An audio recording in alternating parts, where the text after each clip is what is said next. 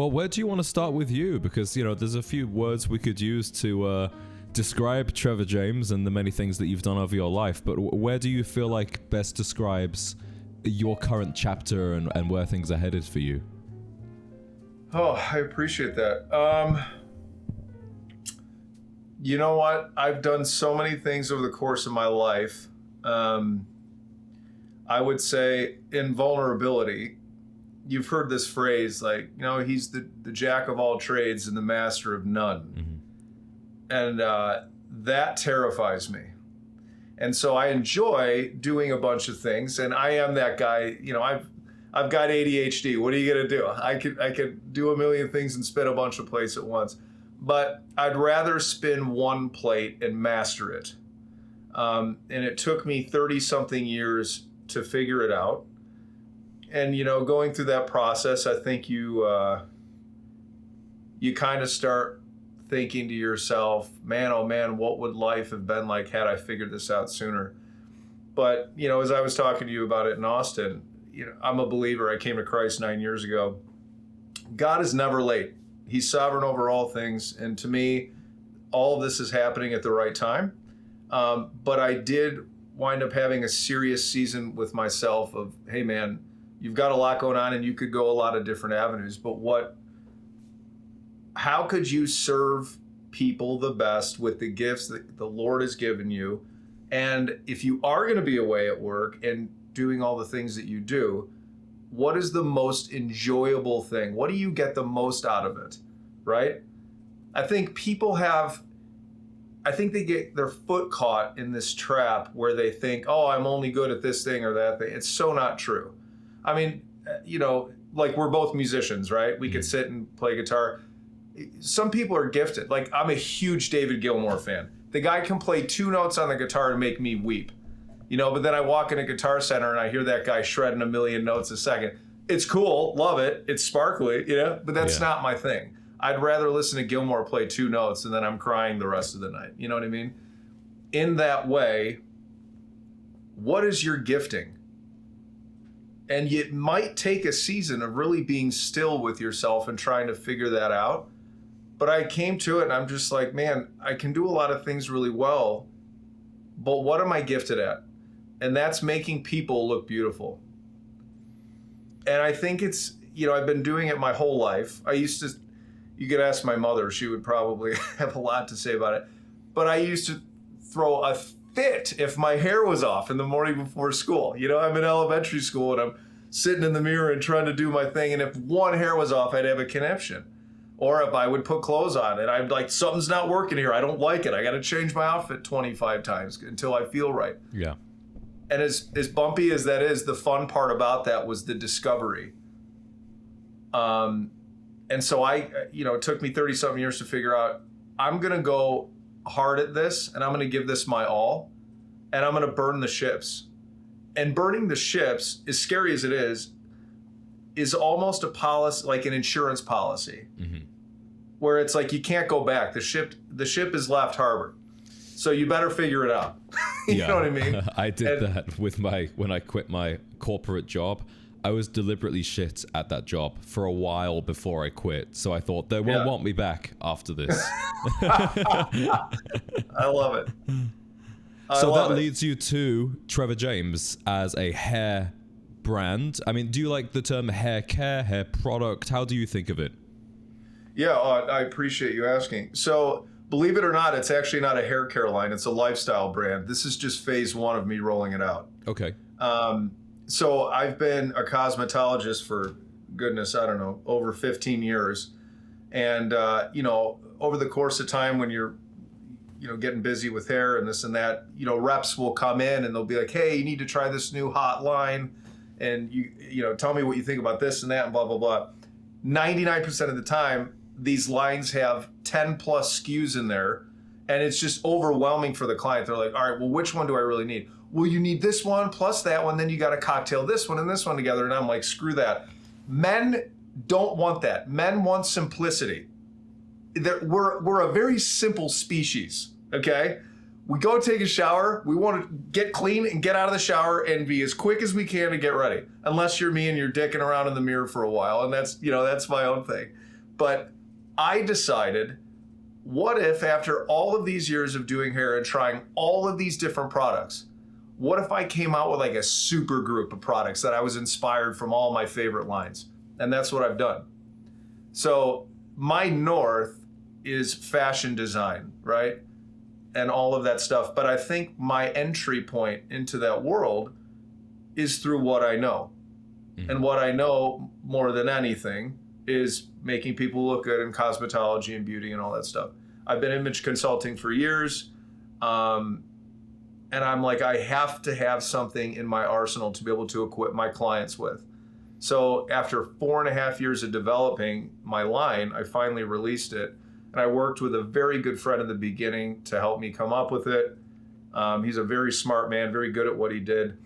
However, the Lord took him in a different direction during that time, and he wound up retiring in the middle of it. So when he did, which was great for him and his family, when he did, I was like, oh no, I'm at this crossroads. I don't know what to do. I've spent all this time and money on this line. I've got to figure this out. Went to labs and spent even more money on that stuff. And I finally got to the place where I'm like, this isn't working out the way I want it to. I'm smart enough, I can figure this out. So I started teaching myself cosmetic science for a while. And then the Lord blessed me with a really great mentor who's been a vet in the cosmetic formulation world for like 40 or 50 years. I mean, just an unbelievable guy. And he's helped me carry the ball through the end zone for the last year and change of doing this. And I am very confident saying we have come out with the absolute world's best, most premier hair care line. And so the brand of Trevor James, to go back to what we were saying in the beginning, it isn't a hair care line, but it's a lifestyle brand, but this is just phase one. So this chapter, if you read it well, it's going to be a good one. Yeah, this is the starting point. And absolutely, you made a very deliberate choice from the get-go that this is going to be luxurious and it's going to be premium. What, on your end, as the person that's designing the products and the brand, how do you like to differentiate a luxury hair product versus something that, you know, you can just pick up at CVS? Yeah, that's a great question. In no specific order of importance, the product has to do what it's advertised to do. So there's certain filters it must go through with me for it to even be a passable product. I am not, generally speaking, not always, but 95% of the time, I am not an oil-based product fan. Mm-hmm. So if you look at the back of a jar in the LOI, if it says petrolatum or there's another oil-based product or offshoot, first, you know, that's the predominant amount that's in the formula. When that goes in, it's not water soluble, so you're really having to wash your hair 3, 4, 5 times to get the product out. That is an agitation for the gentleman. He doesn't want that. He wants to get in the shower, he wants to get clean, and he wants to get the heck out of there. So I decided, how can I make products that work as well as oil-based products, but are water soluble? So I came out with that. That was step one. It's got to rinse out well, and it has to do what it says, and it has to work out or rinse out well. The second one is it has to smell different than any other product you've ever smelled. Mm. Most men's hair products, I'm sure you've tried a bunch, they either smell like citrus, Band-Aids, mint, or a blend of some or all of the above, and it drives me up a wall. I don't like it. It's not cool. I wanted my product to smell like a fragrance, something more mature. It does. And what's the essence of a gentleman? Leather, tobacco, like a bourbon or some sort of whiskey, musk, you know, patchouli, all that other stuff. And I've built kind of all those notes into my fragrance. But I know you've tried it. You said you enjoy the smell. Well, right? I would say about the smell as well. The way that it lingers, because at first it's a new product for me, I sometimes will forget. I'll go, what's that smell? You know, something smells nice. Is it, oh wait, it's not my fragrance, it's not the candle. Oh yeah, it's me, it's the hair product, which has been kind of a cool experience. I really appreciate that. Yeah, that was a big part of it for me. I'm a very sensorial person, so yeah. And then here's the other thing. name a men's cosmetic that aesthetically appeals to the eye as much as a woman's cosmetic that she would leave out on the vanity. The only thing that I could ever see is a nice designer fragrance. That's it. I have never seen a men's hair product look nice enough to leave out on the counter. So that was a big thing for me. And when you look at it and you see the gold reflecting in your eye, I need you to know that this is literally the gold standard. And I have scoured the market for years on end. This is legitimately the world's first men's designer product. So you'll see it with the way I market it, the way I advertise it. This isn't just for your hair. I want you a part of the family. And I think that's where you can understand where I'm coming from, because it's exactly what you do with the collective. Yeah, absolutely. You're a part of a tribe. You're a part of a family. Can I ask you a question about that? Why do you think brands like Tom Ford or Ralph Lauren have never ventured into the hair product for men? That's a great question. And I wish I could call them up and be like, hey guys, what do you think? But the reality is, after formulating for all these years, it's incredibly expensive. And I'm sure, they've majored in another area of fashion. Now, Tom Ford and Ralph Lauren, they both have fragrance. They both have different cosmetics and stuff like that. And Ralph Lauren has even branched out further with interior design and furnishings and stuff like that, which is second to none. His stuff is absolutely fantastic. I think because it's such a daunting and difficult process, I don't think it's made for everyone. And how much sense would it make after the brand being established? And I suppose you could ask the same question for me too, but I will find a way to do it. How, after you're established in more of the sartorial area of fashion, do you then break into a hair paste or a pomade or a balm or a cream, right? It's a good question, and I'm not sure I have the best answer for it, but if I were to take a quick stab at it, I'd probably say something like that.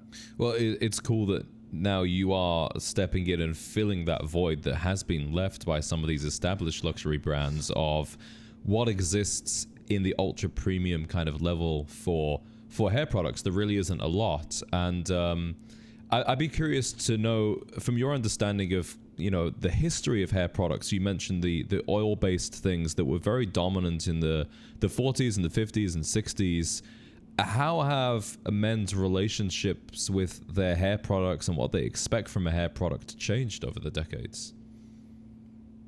How have their expectations changed? Yeah, and like how has the overall product availability changed as well? Yeah, I think if you were to amass a collection of photos and pieces of inspiration from the past, look at it all the way up through the decades until now, style changes and then it starts recycling itself. Yeah. And there's different ways to go about things. One of my biggest issues ever, maybe my biggest issue ever, is if you look at the turn of the century back in the 1900s, men absolutely cared about the way they looked. Chivalry wasn't dead. It wasn't just aesthetic, it was presentation as well. It was such an important thing, being a gentleman. That's how I started following your pages, because you were all about the gentleman. And that's my tagline, is for the gentleman. Men have started just drifting off and declining and taking care of themselves. So back in the day when you had hair products that were petro-based, like in the 40s, 50s, 60s and stuff like that, well, actually more so 40s and 50s, it was tight, it was sharp, it was refined. There were maybe some beards, but it was way less frequent. It was nice. You've got a great shaped face to you, so you don't have to wear a beard. Unfortunately, I kind of need to wear one to give me a little bit of shape. I appreciate it. I can't really grow one either, so it works out. So everyone was sharp. They were buttoned up. They had their suits going on. It didn't matter what they did. They just cared about the way they looked. I'm sure you've seen this. It's just started to decline. And then here we are in 2026. And you look at how the evolution of hair products have changed. You've gone from higher shine, more formal looks. You know, men would walk outside, they'd have a fedora, excuse me, a fedora or some sort of hat. And then that started going away. Then the 60s hit, stuff started getting more natural. Shine wasn't as much of a thing. There were some men still in the, you know, conducting business, stuff like that. I think that they still cared about being more formal. But then you started that rock and roll era, mid 60s, late 60s, 70s. People started growing their hair out. It was more natural finish or matte. Beards started coming in, as you well know. And products followed. I mean, you're creating a tool for a consumer to keep up with the latest fashion trends. And I don't know who or what movement allowed for this decline in the refinement of the gentleman, but it troubles me and keeps me up at night, which is why I do what I do. It seems like that really came from the hippie culture in the late 60s, that becoming a mainstream thing in the 70s. You know, the beards, the long hair, the movement away from being so polished and so formal. Then I would say that seems to have made a comeback in the 80s. Then we start seeing clean shaven again, slicked back hair, men taking pride in their appearance. My analysis of where we're at right now in terms of fashion is we are in that kind of late 60s, 70s era. I'm looking around and I see a lot of mullets. I see a ton of beards. I see mustaches. I see matte hair products. Even for somebody like myself, you know, I'd say my hairstyle is on the more relaxed end of the spectrum compared to where it could be. Do you think that over the maybe 2030s, we're going to see a return to a more slicked back, clean cut fashion for men? That's a really good question. I don't know, but I'm tracking with what you're saying. There is absolutely strong data that shows that men are starting to take care of themselves more and more. Mm-hmm. That's undeniable. Yeah. If you look at, you know, just the numbers in the cosmetic world with, you know, men's stuff, grooming tools, grooming products, just men's grooming in general. I mean, it's exploded over, you know, the last 10 something years, 10, 15 years. They really are caring. Long beards, you know, which were real big. I would say anywhere from like 5 to 10 years ago, specifically more like 5 to 6 years ago. You know, those aren't as much of a thing. Now, am I seeing that sharpness and that tightness starting to come back? Maybe. But, you know, with clothing, I'm sure, you know, you've seen it. You posted a picture of yourself in a suit the other day that was stronger shoulder in terms of structure and the way it was draping over you. It's a little bit baggier. It was not skinny, you know, and that's what was going on in the 80s and the 90s. Yeah. You know, sometimes you had more of that tight tailored stuff in the early mid 80s, but more towards mid to late and early 90s, everything started getting a little bit baggier. That's why Armani was so cool back then, man. He was the master of keeping it sleek, just that Italian sleek kind of chic thing going on, but relaxed. It's really cool. That super tight, skinny stuff, it's gone. It's been long gone for a while. The problem is that the trails, it just takes a while for people to start to catch up. Yeah. But I do see, I think in my world, which, you know, I'm very focused on kind of my job and what I do, but I do see people starting to come back into caring about themselves a lot more. Like when I saw you the other day in Austin, that's a town that's very active. It's very, you know, they're outside, they're enjoying life.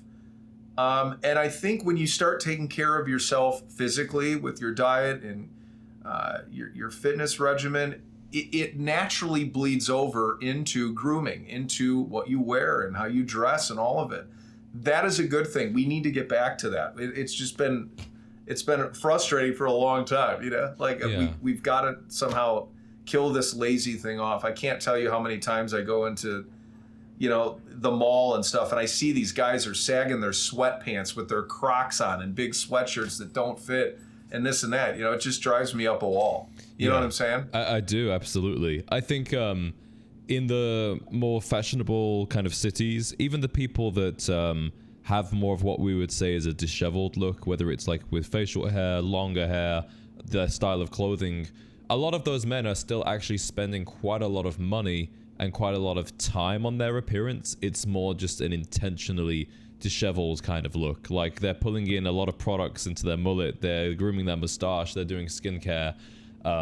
Whereas maybe if you actually go back to the 50s and you see the really refined kind of Don Draper, Cary Grant looking guy, he might have only had one hair product, a shave cream, a splash cologne, and a pocket comb, and that was his rig. That was all he needed. Absolutely. Yeah, I'm a big believer in less is more. When you see, if you were to see, the portfolio of my clientele and stuff, I'm not a flashy guy when it comes to dress. Yeah. My mantra with fashion is you either wear the garment or the garment wears you. And you have to determine and figure out who's the hero of the story here. Is it James or is it the Ralph Lauren purple label suit that you have on? A quick thank you to today's sponsor, Ota. Ota is one of those brands that I've been a paying customer of long before they were interested in sponsoring the show, which is why I'm so happy to bring them to you today. If you're into menswear at all, shirts, ties, cufflinks, the things that really elevate an outfit, Ota has an incredible selection of both classic designs and more modern, expressive pieces. The company was founded by two brothers down under, and I can tell you, these guys truly care about their customers and creating the best products around. They also do fast worldwide shipping. Ota is offering a discount for listeners of the Gentleman's Collective podcast. Use the code JamesLawley10 at ota.com for a 10% discount. If you are upgrading your wardrobe this year, start with one of their shirts, neckties, or cufflinks. They make a bigger difference than most people realize. So that's JamesLawley10 at ota.com for 10% off. How do you think people balance that if they are, let's take like Pat Riley, for example, wearing the Armani. That's a bold look, but he's not being worn. He's still the one wearing it. How do you think people pull that off? Yeah, I think that's good. Well, number one, fit is paramount to anything else. I've said this 1,000 times. I'd rather you go to Costco and get something and have it docked and altered and tailored to you to fit. I don't care how expensive the textile is. I'd rather it fits you than you put on a Tom Ford suede jacket for $6,000 and it looks like crap on you. Fit is everything. That will change the way that you come across. The correct colors, with your skin's undertone. Men don't know enough about this, and I do a tremendous amount of that stuff on my social media trying to educate about color theory and analysis because it's so important. Yeah. You wear the right colors in the right fit. And lastly, your personality. Fashion should be a representation, and it should be the physical display of what's going on in here. Okay? If you're wearing stuff that doesn't fit, that the colors are off, and it's very flashy and loud, like loud logos, logo t-shirts, stuff like that, it's distracting the eye. I want to look at the most important thing about you, and that's your face. And if I can't look at your face because there's so much going on from head to toe, it's a distraction, and it'll take away from your looks. So how did Pat Riley pull that off? He probably was wearing the right colors. He was wearing the things that fit correctly. And even if it was more, like starting to lean away from that highly tapered and altered look, there was still an organic nature to it that I think was alluring. I've said this for a long time, and I stand behind it all the time. Your aesthetic speaks before you do. First impressions are unbelievably important. If you listen to the title of it, it's a first impression. If you want a job and you walk in and you're not presenting your best, and if you didn't get that job for some reason, then there were probably some nuts and bolts and screws that probably could have been tightened up a pinch. You know what I mean? Yeah. Most men aren't ugly. Most men are uninformed and have not a clue how to dress. And that's why I'm here. Is I teach men how to do that, head to toe. I work with them in 4 areas: wardrobe, grooming, fitness, and nutrition. You got to have you have to take care of yourself, man. It starts here. It's a mindset thing.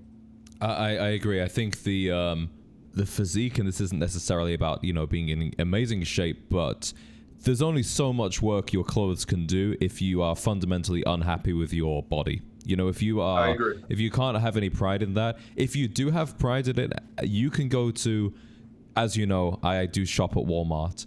I was in Walmart with my friend. There's no excuse these days. They literally have linen shirts, sport coats, $20, $30. I saw a sport coat in there for $3 reduced. Okay, is it the best? Is it the best thing ever? No, but it literally costs less than a hamburger at McDonald's. Like, it's never been easier. And I see that at Target. I see that at the thrift stores. If you know what to look for and you have a body that you can dress for, then it really isn't about price anymore. Obviously, you can pay for higher quality stuff, and that's great if you can. But if you can't, then the point of entry has never been easier. And James, it would be a really interesting little science experiment here. You go into Walmart, you buy the $3 off blazer. We go for $20. That costs more than the garment. We go for $20 to the tailor. You have it tailored in. Then we go buy another blazer for $1,000. We should do a video on this. Yeah. Which one looks better on them? Yeah, and it might be marginal, for the people that know, but most people don't know about, a lot of different stuff. They're forming a first impression. They're just looking at you as a whole and making some kind of judgment. Like if a guy walks in and he has a great looking watch on his wrist, only people that are into watches are going to be looking, is that a Rolex or is that a Seiko? Most people will just go, wow, nice watch. That guy seems well put together. And I think if the rest of you and your personality and the way that you've taken care of your body is also in a very positive light, the clothes can be really the icing on the cake. But I do think the color theory is something that either eludes or intimidates a lot of men. So just to give a brief overview, what are the main categories you would put men in? And then what are some of the main colors that they can work with, just to start off with? Yeah, so sorry, when you say categories, are you talking about like skin's undertone and stuff? Yeah, like skin, hair, eyes, that kind of thing. Yeah, sure. So, I mean, you're either going to kick cool, warm, or neutral. Okay. If you've got an insanely discerning eye, which most people don't, you might kick more neutral cool or neutral warm or a true neutral, something like that. But truthfully, kind of ignore that. You'd be cool, warm, or neutral.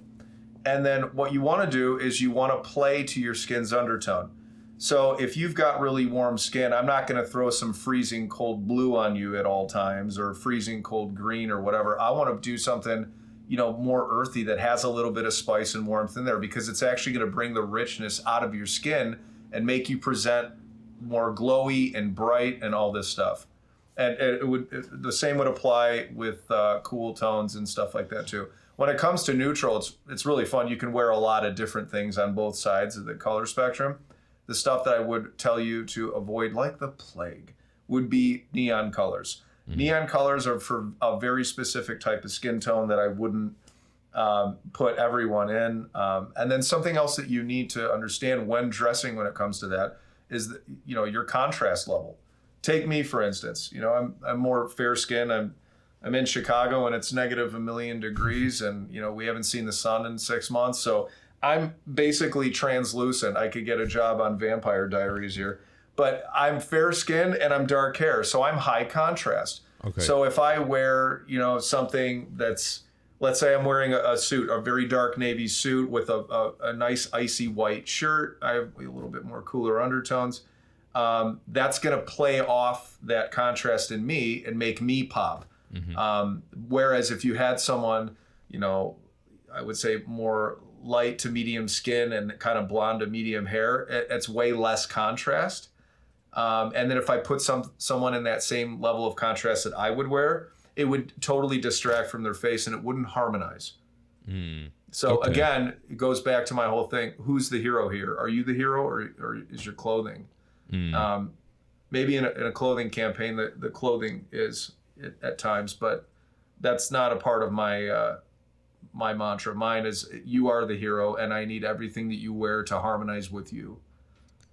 I'm noticing that I'm seeing more and more kind of earthy neutral tones. Maybe what I'm wearing today would be a good example of that. I'm seeing a lot more brown out there. Maybe you can tell me if I'm wrong. I'd say I'm a little bit more medium or lower contrast. It really depends on the season of the year as well. But my hair is a little bit lighter. In the summer, my skin gets more tanned. In the winter, obviously, it's more pale. So I find that wearing things that kind of match the hair color or the skin color, like that warmth, kind of works well for me. But what doesn't work well for me would be like dark red shirts, or like the jewel tones for me don't work so well. I think having light blue eyes, wearing that light blue color in your shirt is always a bit of a cheat code, right? To make that feature pop. For sure. I would need to see you in person to give you an accurate idea of what color season you kind of fall into. But It's exactly what you said. If you're less contrast, you don't want to dress something with a little bit, more polarizing contrast to it. Which is why I think you have a very good sense and intuition when it comes to your style. I've been watching you for a while.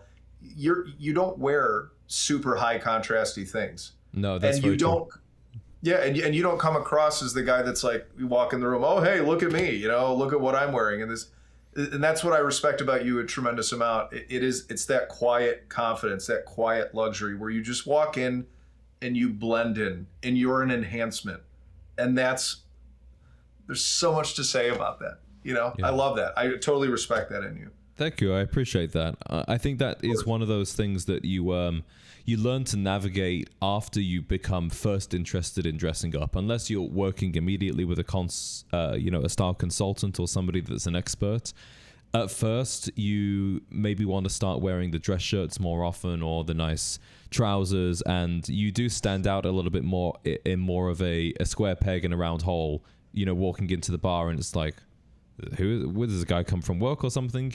I think when you really find your own style, then you start to make it work for all of the different places that you go. Like tonight, I'm going to a dive bar. I might wear these trousers from this suit and this shirt, but I won't be wearing this jacket, and I kind of adapt the things that I'm wearing just for the environment, but only a little bit. I don't want to necessarily look like other people, and I'm not following their template. It's kind of like a chameleon changing its colors, or just shedding your skin a little bit so that you feel. I think comfort and confidence are so intertwined today. If you don't feel like what you're wearing is a part of you, you're going to feel a little bit strange, and that comes across with everybody you meet.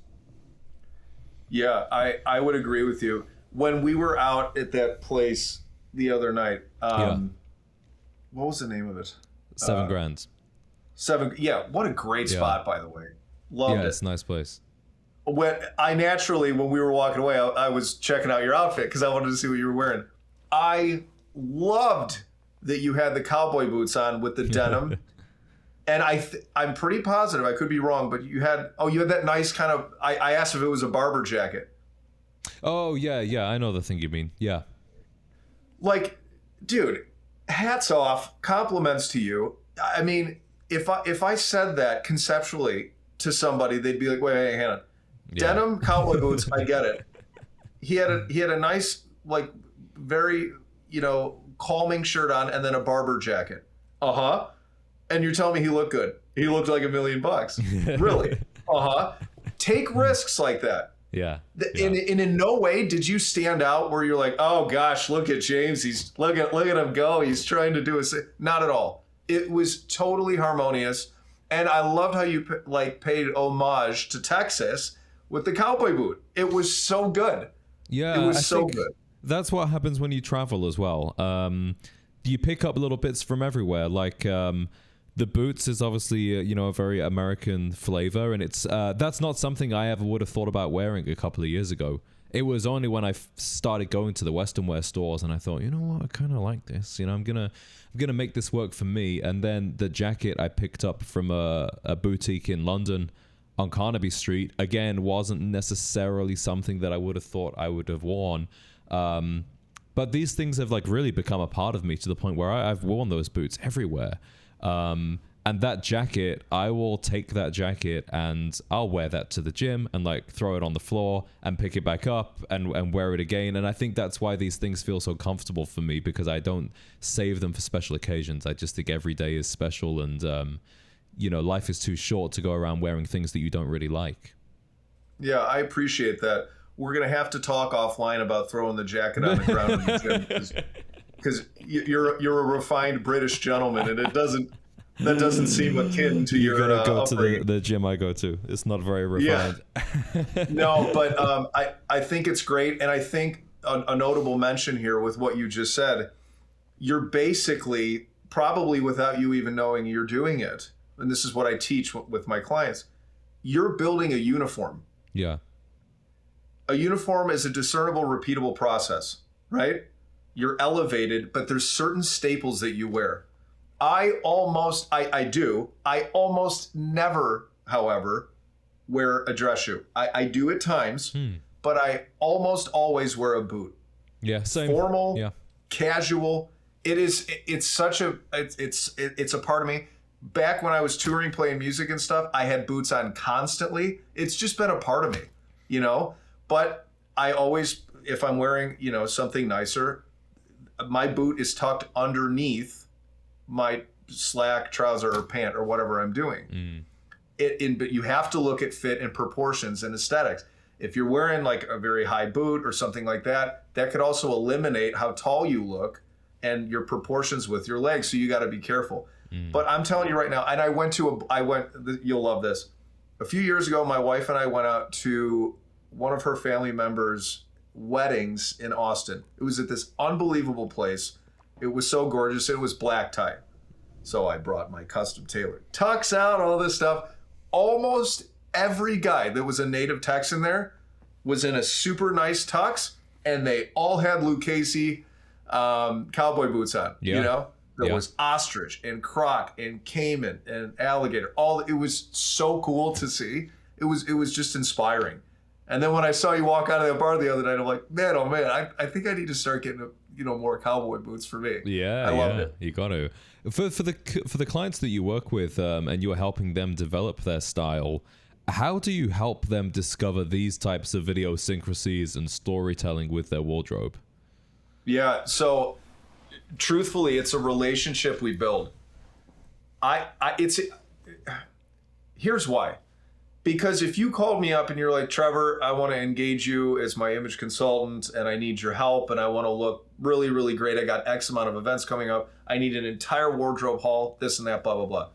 That's great. Love it. We're totally down to do it.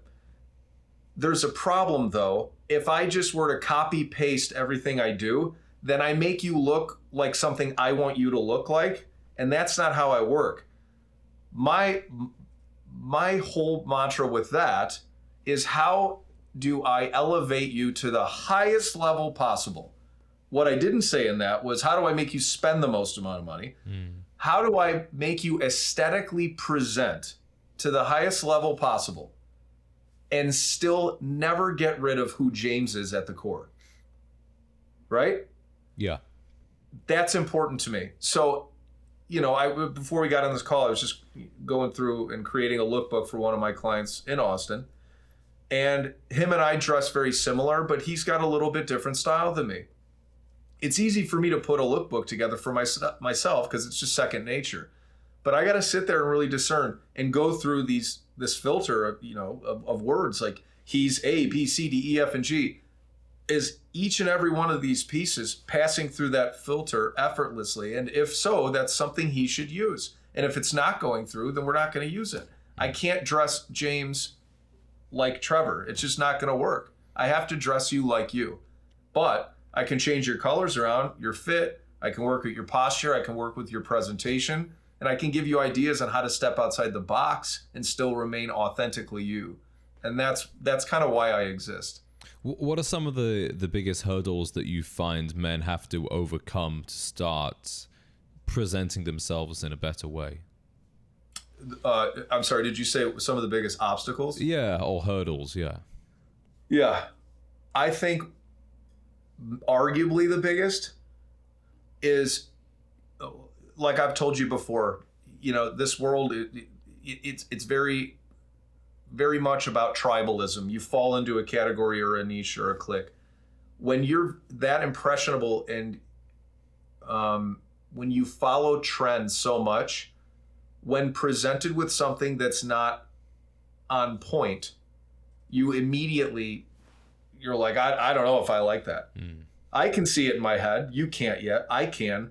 But for some reason, your best friend number 1, 2, and 3 are just going to make fun of you if you wear this, or they're going to comment on that. So guys get insecure because they don't want to be made fun of, because it's not on trend, because they don't have solid style instincts. So they'll go on Instagram or TikTok or YouTube or Google or whatever, AI now, and type stuff in, and they might get inspiration, and they might see that guy looks really good in that thing, but that guy looks really good in that thing because he has a totally different body type, or his hairstyle looks better on that guy, but your forehead is 4 times bigger, and we need to modify it a little bit for it to kind of have a similar effect.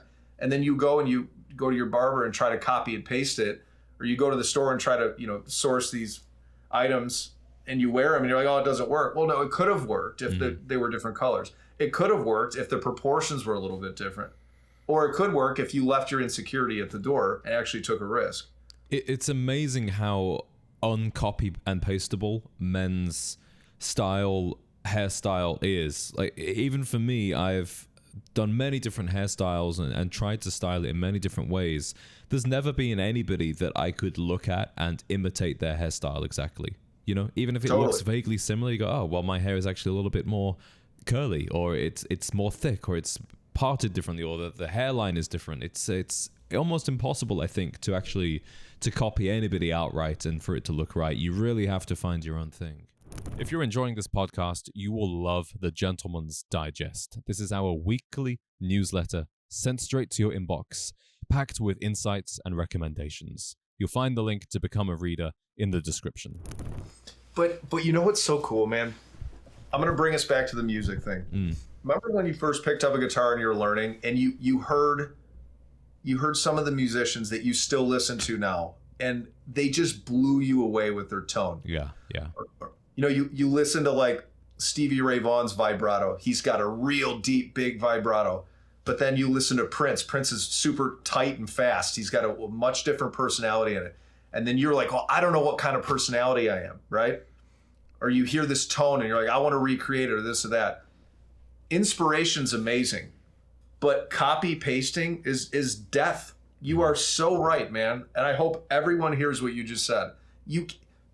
You are uniquely you. You are the only one on this planet walking around. You are. How cool is that? God made us all completely different. Yeah. It's absolutely amazing. And it's one of the million things that blow my mind about the Lord. So when you go to get inspired by style, like, I'm a huge Pierce Brosnan fan. I think he's one of the best looking dudes I've ever seen in my life. Yeah. He's just alarmingly beautiful. Elvis Presley, what a babe. Like, one of the best looking dudes of all time. He's got like this look, and then it's not only his image, it's his presentation. But if I dyed my hair almost black, pomped it out, and was walking around with my bedroom eyes and like, I was doing my thing, I would just look like Trevor trying to be Elvis. Yeah. Doing a really bad job, by the way. Be authentically you, right? Gather information, gather data, but be authentically you. Because if you're not, people will spot that from a mile away. Yeah. A funny anecdote about Elvis. I was putting some stuff together in the apartment, and I figured that the best thing to do is not really put a movie on because you can't concentrate, but I would put concerts on the TV, and I put on Elvis's comeback special from 1967. And I think we have this kind of idea of Elvis from Elvis impersonators and just him in pop culture, of him being kind of ridiculous, like a little bit overdone.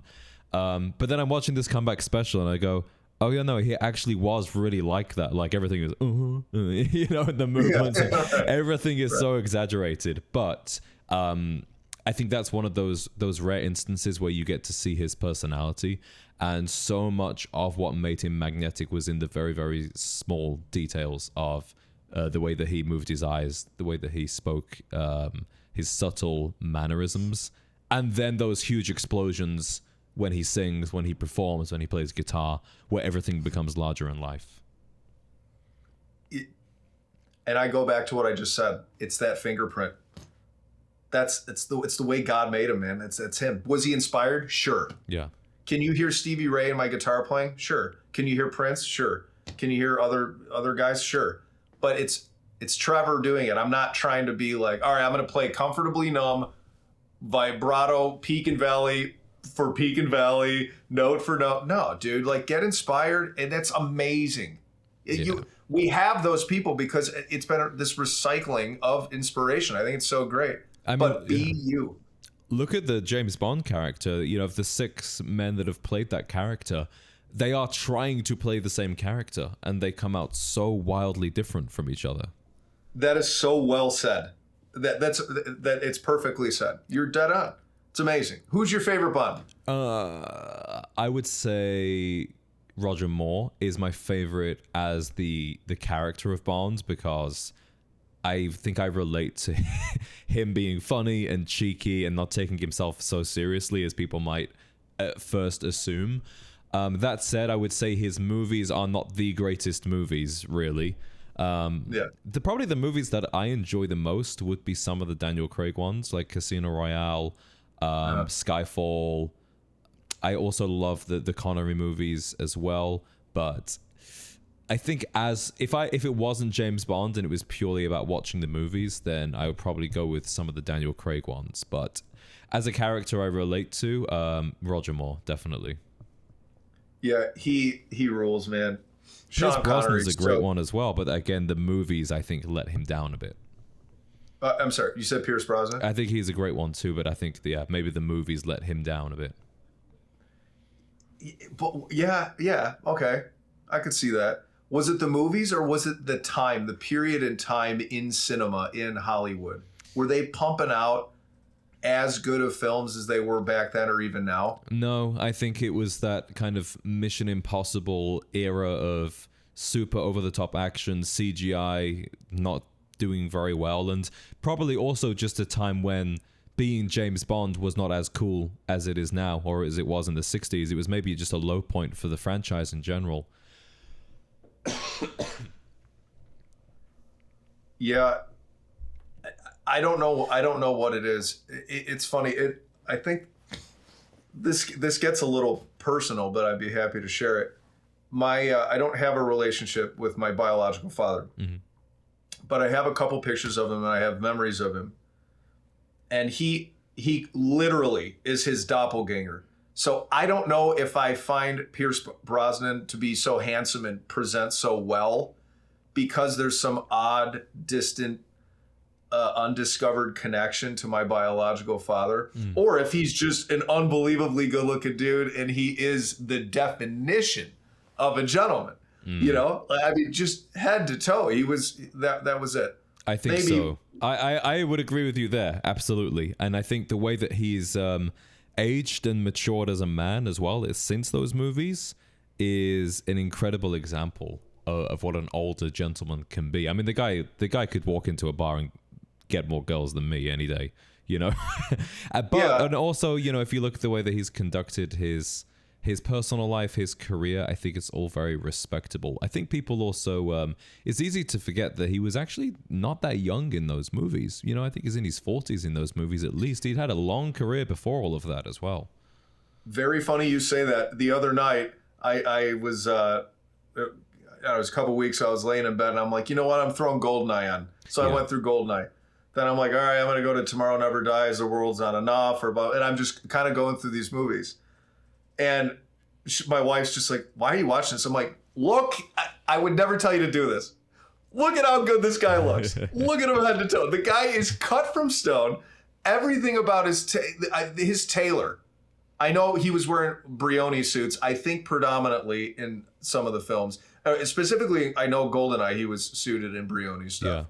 Which is, I mean, come on, let's just be honest. It's Brioni. But the guy was who he was at the core was coming out so well that, yes, to your point, was he playing a character? Absolutely.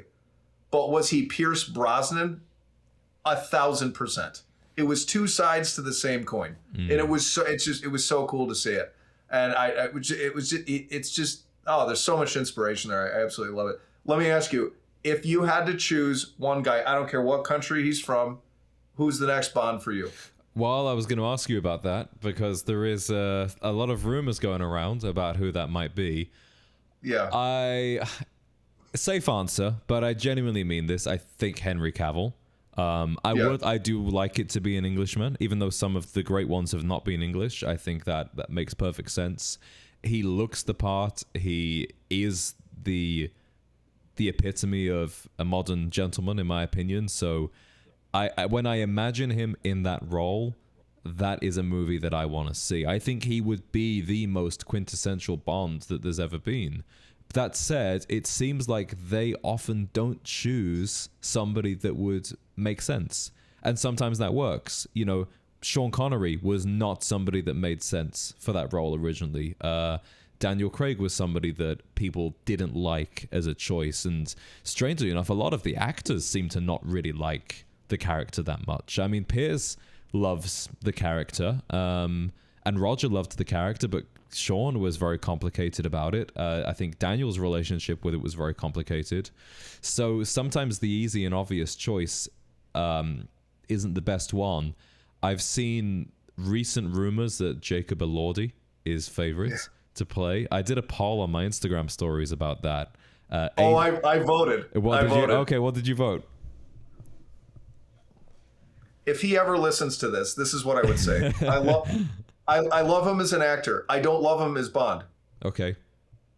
I think he's a wonderful looking man. I mean, dude, the guy, again, he's a beautiful guy. And you could suit him up and he would look fantastic. That's not my first choice. My first choice by a landslide, and you took it out of my mouth, is Henry Cavill. It's an absolute no-brainer. Just give the people what they want. I know, and I think he wants to do it as well. But here's a serious question though. How much of that the rumors around Jacob Elordi is because he's doing so well right now? His trajectory is just fantastic. Yeah. So it's everywhere. Is he in the race because of that? Or is he in the race because he's qualified for the position? Well, I was thinking it is kind of strange that they haven't even chosen yet, because it's already been 5 years since the last movie. So by the time they actually pick somebody and start filming, that's going to be another 2 to 3 years at least. So sure, I kind of hoped that they would have got somebody by now, because let's say it is Jacob Elordi. I would imagine that guy's diary is not empty for the next couple of years. I'm sure that guy is already booked solid, because as you mentioned, he is like the number one, probably the number one male actor right now, number one male lead. So yeah, I think he's I think there's pros and cons. I think he's too young personally, and I'm younger than him, but I would say that the character of Bond is for a man at least in his early 30s. I think that's really the youngest to be able to bring that maturity to the character, and the depth and the subtle darkness. I think you need to believe that he's been through a lot of shit. And I don't get that. I don't get that from Jacob Elordi. I haven't seen Wuthering Heights yet. I've heard a lot of bad things about it. I do need to go and watch it myself. I've seen him in other movies, doing a great job in those roles. I mean, he played Elvis in the Priscilla movie. I don't see him as Bond as well. I just don't think that it's his natural personality. I agree with you. The age thing I could see. Where you and I might bifurcate off is I actually think Bond is reserved when you hit 40s and above. Okay, yeah. You know, this is all for fun, but yeah. That's my opinion. But you bring up a great point. How much has the guy been through? You know, yeah. Bond's been through a lot. Yeah, I mean, Sean Connery, I think, was 32 in Dr. No, but he does look about 50. So it's so fun, isn't that so funny? I know. It's one of my favorite things to talk about. Actually, is how old Sean Connery looked. No. I'll do you one better. I mean, so you came to the U.S. when you were how old? 23. Okay. Yeah. So you went to what we call high school. You went to high school in the UK. Yeah, that's correct. Did you guys have yearbooks? No. Okay. So we have this thing called yearbooks. Mm-hmm. I'm sure you know what they are. I know what they are, though. Yeah. Yeah, it's comical. I mean, it's just an absolute time capsule. If you look through my mother's yearbook, right? She graduated in the 70s. I'm guessing 72 or 3, not to age my mom, but love you, Mom. If you look at the people in her graduating class as seniors, I mean, they look like they're, I don't know, 32, 33. They've been through some stuff. They smoke a pack a day. You know, they got 2 kids. They got a 9 to 5 and a boss that won't leave them alone. I'm dead serious. I don't know what happened. And then you look at kids now walking out of a high school and you're like, wait, this person not only can drive, but they can actually like sign up for the military and go fight overseas. What? This doesn't make sense. Yeah.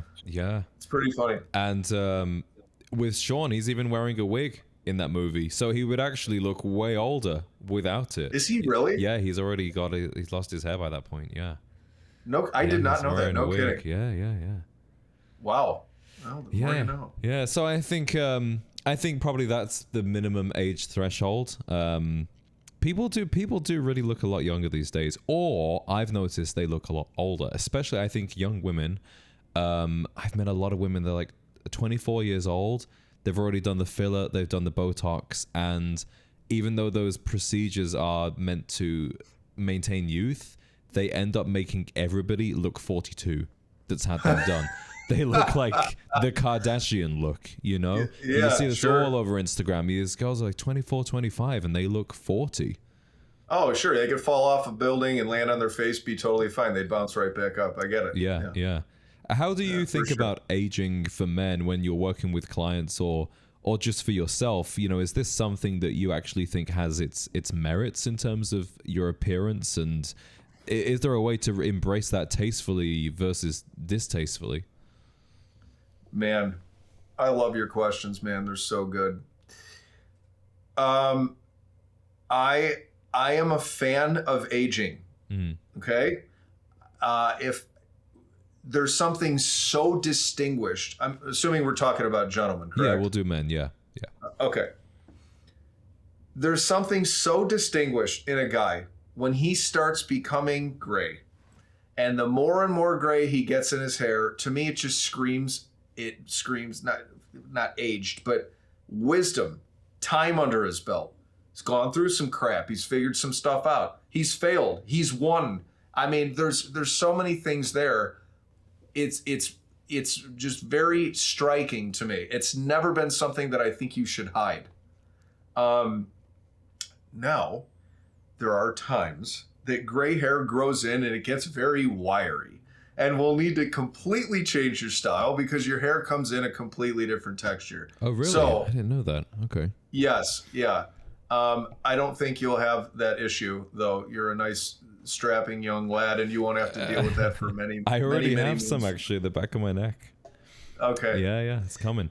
But I have stick straight hair, and it's so funny when I'm looking in the mirror and I do have some gray coming in.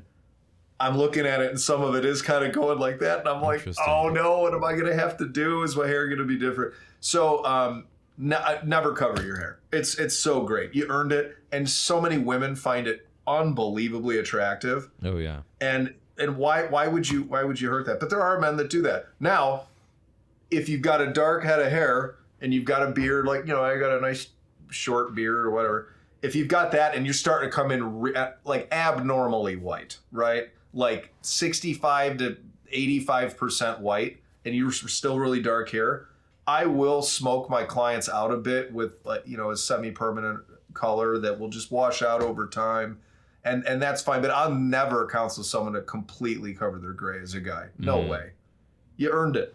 It's awesome. Yeah, I think it's become more, not fashionable, but just more embraced today as well. Because I remember being a kid and my dad would dye his hair dark because it was gray.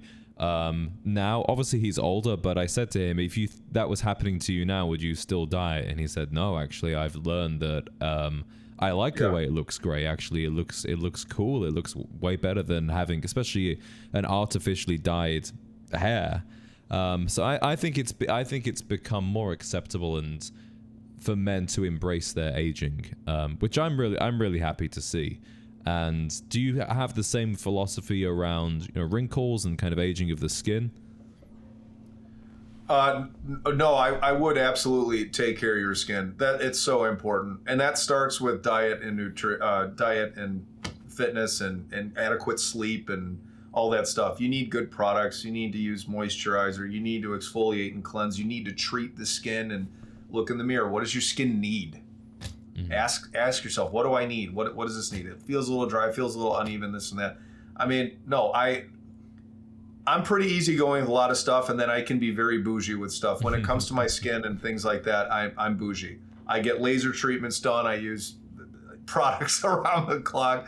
I do that. And a lot of people are like, man, do you get like Botox? I'm like, no, I honestly just eat well and I exercise hard and I try to sleep. I don't sleep super well, but I try to sleep. You keep your stress low, and I don't smoke cigarettes or anything like that. I do smoke cigars, and that stuff can kind of get to you. But I this isn't the best thing, but I am a very big sun person. Me too. Probably because I live in Chicago and I don't see it half the year. So. Yeah. You know what I mean? But I do. We were talking about this the other day. How much better do you feel with a nice glow? You know what I mean? Better. Yeah. You're not only just more that confident, you look good, but it just feels good on your skin. If you're enjoying this podcast, you might like to know that we also have a private members club for like-minded modern gentlemen all over the world. You'll find the link to apply in the description. 1000%, dude. 1000%. Yeah. 100%. Yeah, I've got to ask you about hair products actually, because I took the roof off my car. Now it's getting sunny, and by the time I arrive anywhere, my hair just just completely wild by the time I arrive.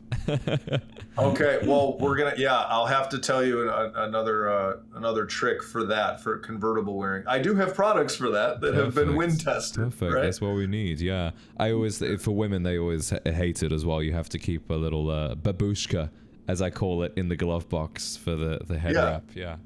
Listen, man, if I saw you driving around Austin with a babushka on your head, I'd still love you the same. Thank you. It wouldn't change my opinion of Just don't take any photos. It never happens. I will. I'll tag you in it and post it. Yeah. All right, man. So where's next for Trevor James as a brand? I know that the products are relatively new, right, on the market. So I'd imagine that you're kind of in this marketing phase and trying to get the word out there about these great products. Yeah. I think my products in the right hands are it's where I need to be and what I want to be doing. Like you, it was so great. I'm like, this guy is exactly what I believe in. Like, I want him to try this stuff. You tried it, you said you liked it, and it's awesome. And like more and more guys like that, I would love to have them try it. Have you ever had a really nice box of cigars and you had a buddy over and you're like, do you want to smoke? And he's like, sure, I don't really smoke. And then you give him a nice smoke and you're like excited. And you're like, so what do you think? He's like, yeah, it tastes like smoke, Yeah, it's wasted. Yeah. I've asked my wife when I first met her, I'm like, I opened up this super nice bottle of wine. I'm like, so what do you think? She's like, yeah, it tastes red. She's like, that's not good enough. Yeah. So I want my products in the hands of people that can truly tell the difference between my stuff and a 4-ounce jar that costs half the price that you're going to go through in 3 times as fast. I really want you to try this stuff and understand why it makes a difference. So that's key. It's even if it's a slower growth for me, if it's organic and done in the right way, I don't need the flash in the pan thing. I know what I have and I know what I'm working with, and Lord willing, I'm here to stay. So I really want the right guys trying my stuff. So big kind of 30,000 foot view for me. It's a 3-phase thing. So we're doing the cosmetic stuff now. Then I'll bounce capital from that into fragrance development. Like I told you, I'm very sensorial. I already have 1,000 ideas for that. And I'll bounce fragrance and cosmetic capital into clothing design. And that's where I'll rest. Do you have a big vision for the future? Like, is it a runway show? Is it certain guys wearing your clothes? What would be the big dream? Oh, yeah. Tom Ford was doing a lot of the Daniel Craig suiting. And in the years to come, Lord willing, mark my words, Trevor James will be doing that. All right. Hopefully I can play him at the same time. That would be great. Yeah, I think it'd be great. Yeah. It's like Step Brothers. We'll interview as a team. You know? It's a shame I can't act for shit. Unless the James Bond producers are watching, in which case I'm very good at acting.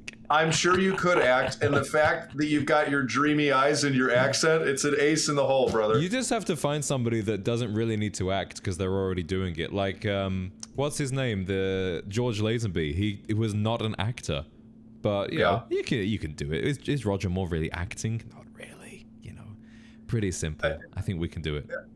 Sure. Yeah. So I think that's where I'd like to be. But wait, I got to ask you. I know that we're talking about me, and that's great, and I totally appreciate it. But tell me your thing. What made you want to start the Gentleman's Collective? Yeah, you mean in the very first iteration of like when I first started the channel, or why I wanted to pivot from Gent Z to Gentleman's Collective? Well, it's 2026, and this big social media question for a lot of people is, what's your why? You know? Yeah. I guess I could be that fangirl about it, but yeah, what's your why? You know, it's changed over time.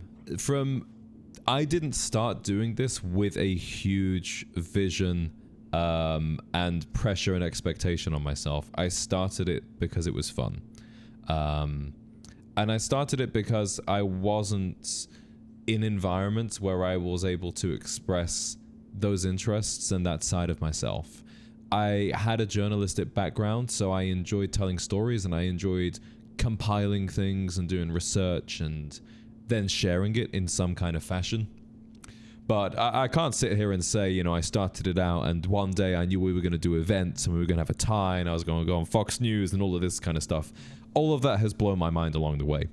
I think once you realize that something real is happening and you know, you have an audience to serve and there is the ability to do something bigger and better, then the why started to become more apparent for me. And with the Gentleman's Collective and specifically the Members Club, the why is very obvious, and that is when I started doing this and it started gaining a bit of traction, the best thing that it did for me was not financial, it was my personal network and social life. For the first time ever, I was able to connect with like-minded people who shared my ideas, that shared my ambitions and my aspirations of what it meant to be a modern gentleman.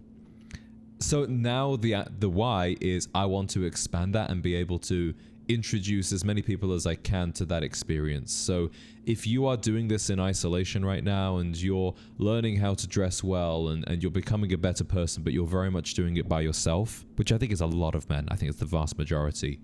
I want you to know that there is a meeting place for you now where you don't have to do this by yourself. You can have that camaraderie, you can have that brotherhood.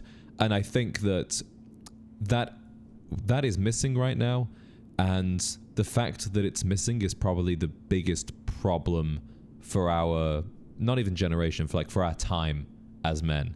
That loneliness, that isolation, that decline in general standards is such a huge problem. So my why is to be an alternative to that, and that's what energizes me, and that's what keeps me wanting to do it. It's so good, and you're touching on a point that is so true, and I cannot hammer it home enough. When women get together and they talk, they don't need a bottle of wine. They don't need a pint of ice cream and 2 spoons. They don't need a yoga class. They'll get together, and the first 10 seconds, they're going to open up. Men, for some reason, I don't know if this is an age-old thing. I'm a 38-year-old man. What do I know? But over the course of my life, men, to me, in the way I was taught, men they're tight and strong, and they're not gonna sit here and get vulnerable with their emotions. They're not gonna share their heart. They're not gonna do this and that and blah, blah, blah. And there's a lot on the line with that. There's a tremendous amount of repercussions. It's what you said. You said this word, isolation. It's, for every guy listening out there, stop isolating and get in a good group of guys. You are who you hang with. You become who you spend your time with. And what you're doing with this collective not only is so intellectually stimulating and fun, especially for me, because I nerd out on this stuff. I absolutely love it. But it allows men the space to be themselves, because when you asked me a question earlier, I said one of the driving factors of them not actually trying things is insecurity. Yeah. Believe it or not, these tough men, these big, strong, tough men, they come across that way, but they're not.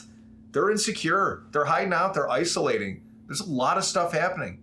That's why you see their marriages crumble. That's why you see things, these weird habits. Like, oh my gosh, I can't believe he did that. He was not the kind of guy I would ever expect that from. Well, sure, you put a guy in isolation long enough, it's ridiculous. Yeah. So your thing that you're doing is so cool, and it's a niche thing. Not every guy in the world is going to want to come in and talk about like how nice this cognac is, or this bourbon, or this scotch, or like, oh man, I love what that outfit is on that guy. It's so cool. I wish I could. Not everyone's like that. But when you get like-minded guys together in community, there's accountability that can't be ignored.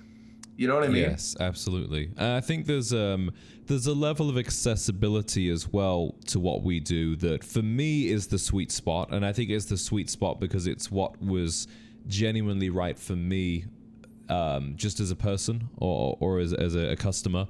There are the members clubs in London still.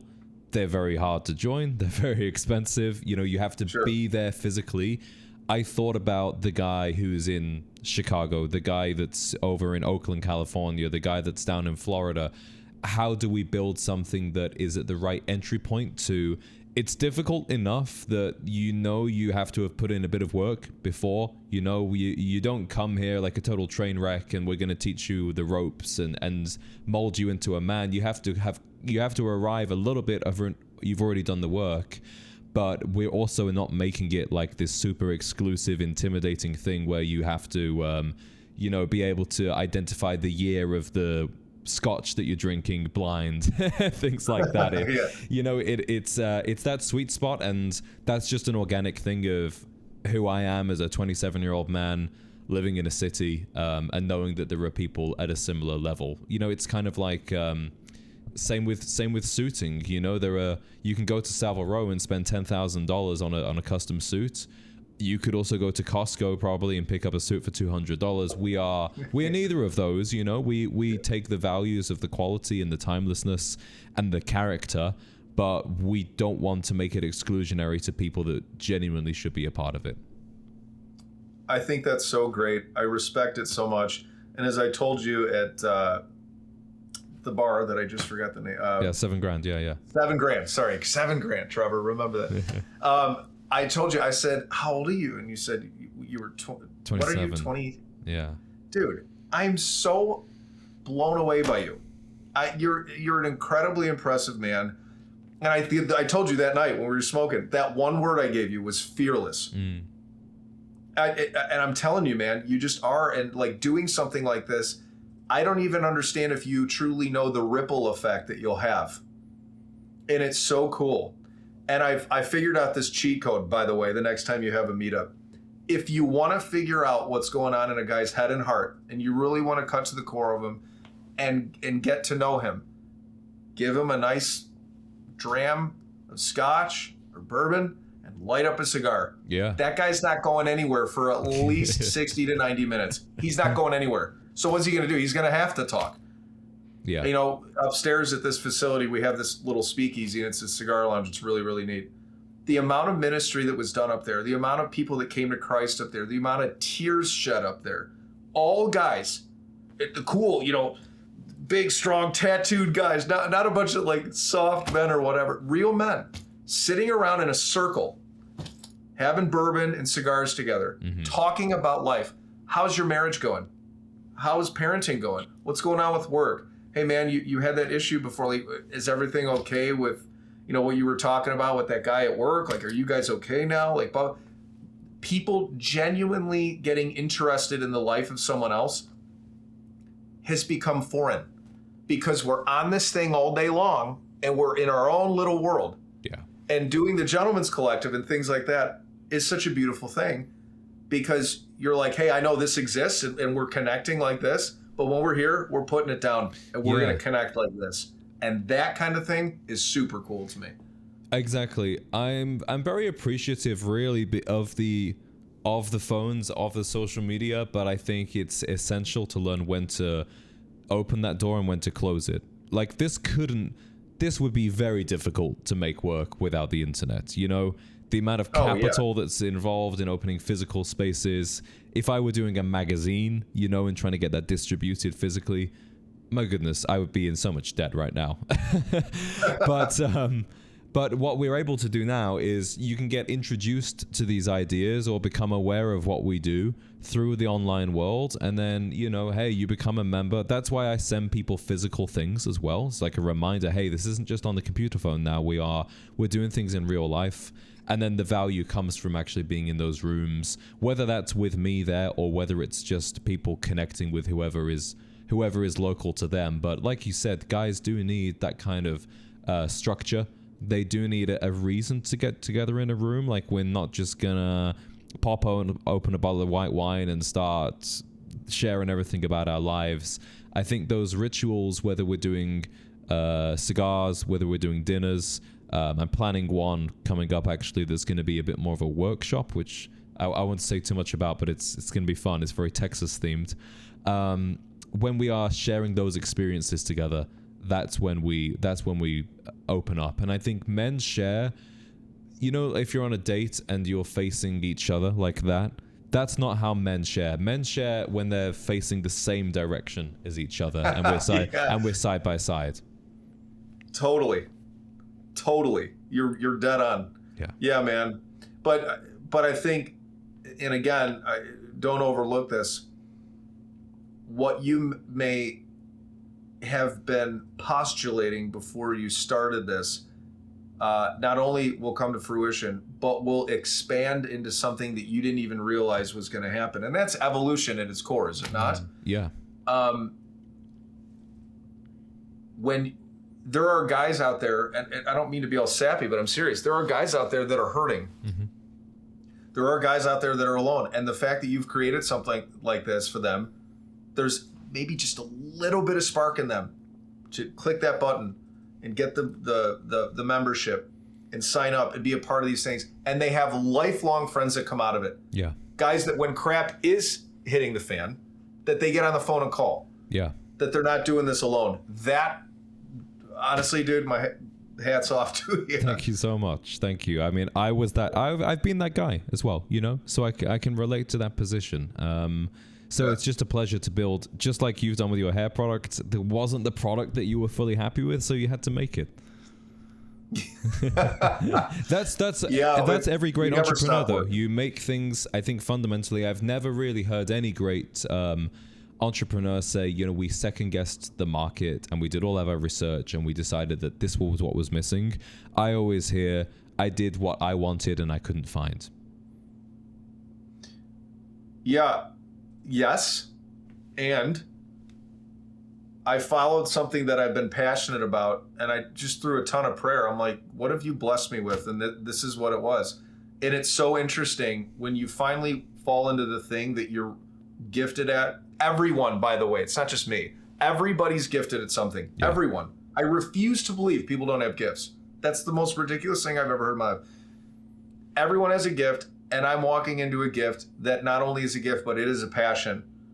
And I'm so excited about what I do every day. It's really cool. What I didn't say was that I don't have hard days. Yeah. What I didn't say that the entrepreneurial mindset and life is easy.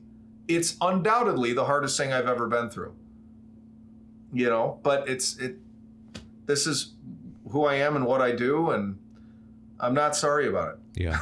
Well, I'm so glad to have connected with you and formed a friendship, and I'm very glad to have you as part of the collective as well. And I hope that for people listening today, not only have they found it inspiring, but it's given them a little bit of a window into what's going on over there. For people that want to check out the hair product, where should they go? Yeah, MrTrevorJames.com. Perfect. And I'm wearing their styling balm today, so if you think my hair looks good, there you go. That's where to go. Thank you, brother. No, thank you so much, Trevor. I really appreciate it. Hopefully it's not too long before we get to get together again in person, whether it's in Chicago, Austin, or somewhere else. Absolutely. Grateful for the friendship, grateful for the invite, and absolutely, let's stay in touch, bro. Absolutely, man. Thank you so much.